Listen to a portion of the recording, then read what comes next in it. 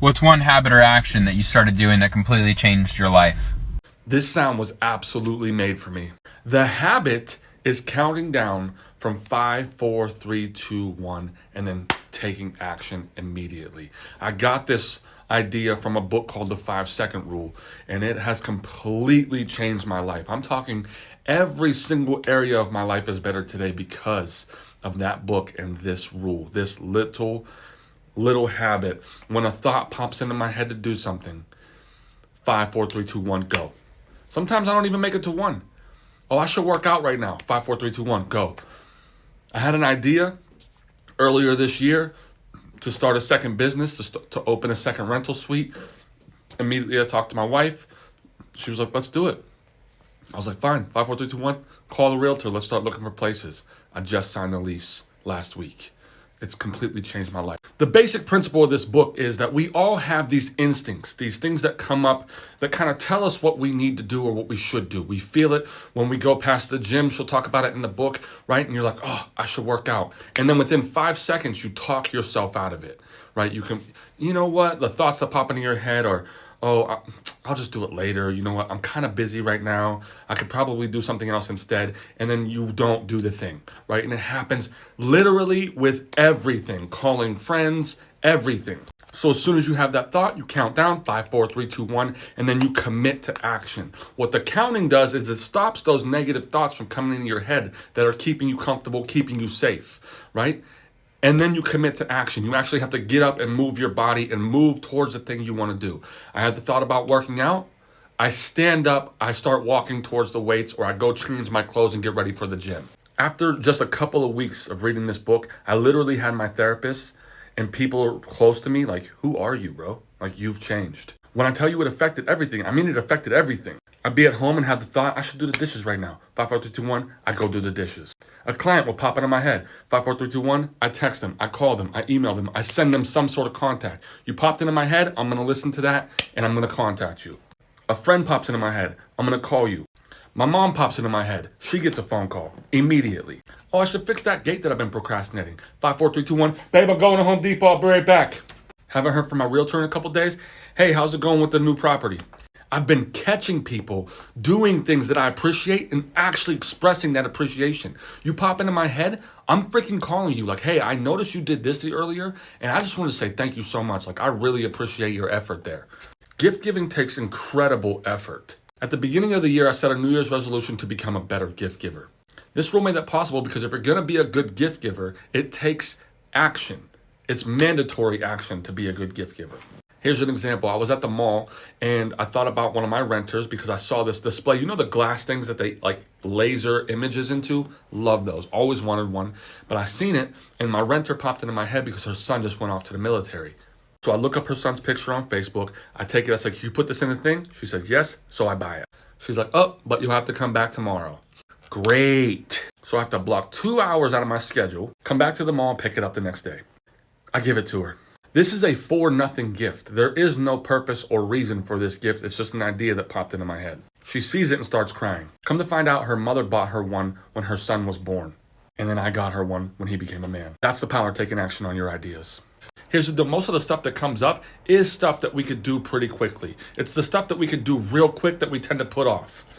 The dishes don't take that long as everybody rinses off their dish. I can easily just put it in the dishwasher. So I'm teaching my kids the habit of rinsing off their dishes now, and I'm focusing on that habit because it makes everything else a lot easier. But for example, I saw yesterday that my spa needed hand soap. We had 1 hand soap left. I had no time to do this. So I texted my wife, hey honey, if you're gonna be going to Target today, I need like 5 hand soaps if you don't mind grabbing that.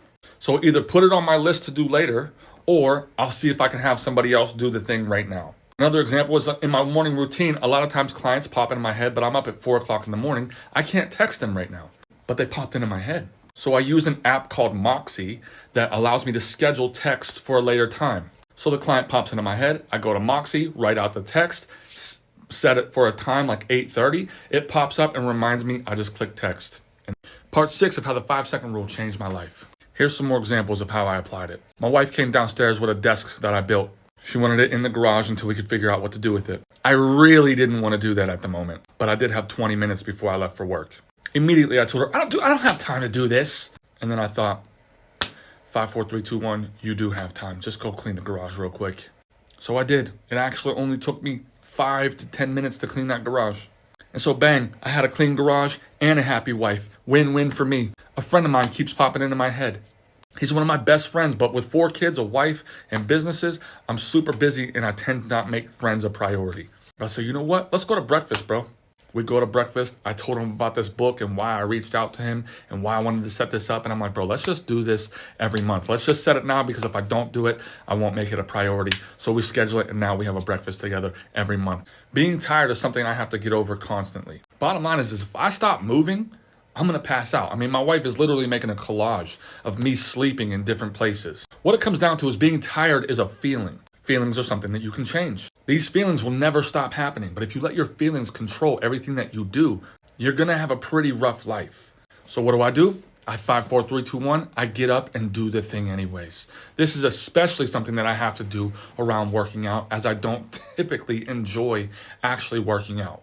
This technique is that push. You know, when we're kids, our parents are like, no, do the thing now. Like I tell my kids all the time, I'm like, do the dishes. I don't want to. Nobody asked you if you wanted to. Get up and do the dishes right now. That's what this is for us, because we don't have somebody doing that for us every day to make sure that we actually get our stuff done. It's about giving you that push and that momentum to get up and start, because starting is what most people have an issue with. Let's talk morning routine. In this book, she'll go over an amazing morning routine which you can take and make your own. Here's mine. This might be a couple part series just in its own. I was getting up at 6:30 before, basically giving me 15 minutes to spend with my wife before I needed to go get a shower and get ready for work. Every morning was a rush. I barely helped out with the kids.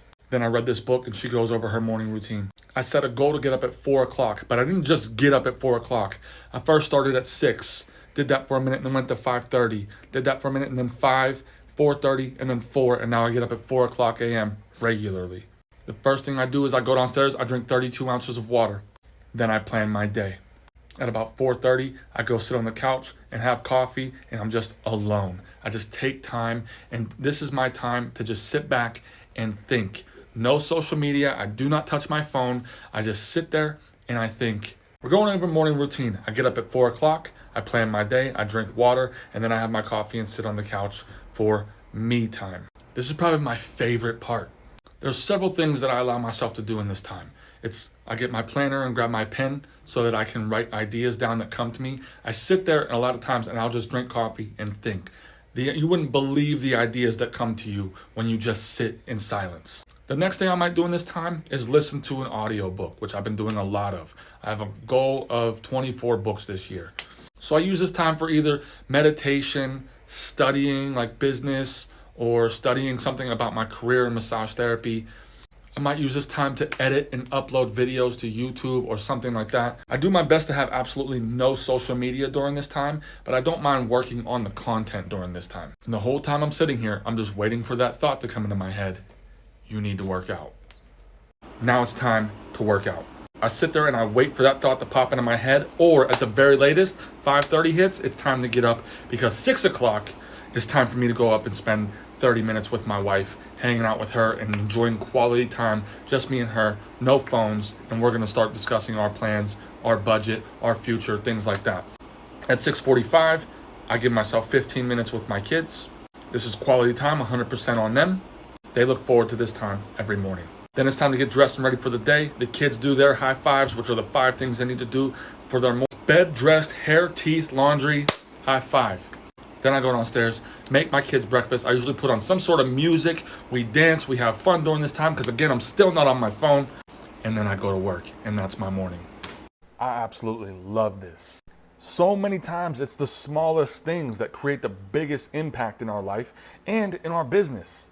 This wall in my backyard was not built all at once. It's built one brick at a time, one small task at a time, that leads to big results in your life, in your personal life, and in your business. I have a goal right now of having 30 rental suites. Well, that starts with just one. I just signed a lease for my second one. But even before that, that started with a phone call to my realtor. It started with me going to look at properties. And then I have to make an offer. I have to negotiate that offer. I have to follow up with the realtor and make sure that things are moving along. Now it's got to get built. I got to fill it up with people. I start making money, and then I do it again. You don't just set a goal and it happens overnight. You have to take a bunch of small actions that lead to big results over time. So yeah, I talk a lot about doing dishes and laundry and meaningless tasks, but it's about building a muscle of getting shit done. So I'm getting a lot of comments about people talking about how they have ADHD, or so many thoughts are popping into their head. Now, I don't know if I have ADHD, but I know I definitely have that. I definitely am doing a task and tons of thoughts are popping into my head, and I constantly have to refocus to stick in the task that I'm doing. But it also really depends on the task and what's popping into my head. You know, if I'm folding laundry, folding our sheets at the spa, and a client pops into my head, I might pick up my phone real quick and shoot them a text real quick and then get back to folding the laundry. But if it's something that's gonna take me away from what I'm doing right now and it's gonna take a lot longer than just a few seconds, well, then I use this technique to 5, 4, 3, 2, 1 and refocus on what I'm doing and get this task done. And then I do my best to remember that thing that I just thought of. If I have trouble remembering, then I use my phone and I say, hey Siri, can you remind me at 9 o'clock to text my therapist to set up that meeting? And then I set a reminder to do the task really quick. And then I get back to focusing on what I'm doing. And if you have a ton of thoughts in your head all the time and your mind is always racing, write it down. Get them out of your head. I'm just using your comment as an example because I've gotten a lot of comments like this, but this is exactly what people do all the time.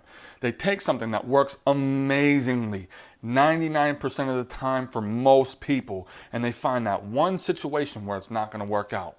Well, what if I think about my ex and she hurt me really bad? Man, you know what? I didn't think about that.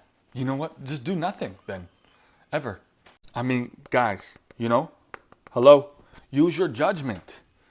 I think most people, unless you're a psychopath, know whether something is good for you or bad for you. You know if this thought that pops into your head will yield something positive in your life or yield something negative for you. So if it's gonna yield something negative, don't do it. Use the technique to talk you out of doing stuff like that. Use it to talk you out of taking another drink. To use it out of getting in your car and driving drunk like one guy commented on here. Use your discernment here.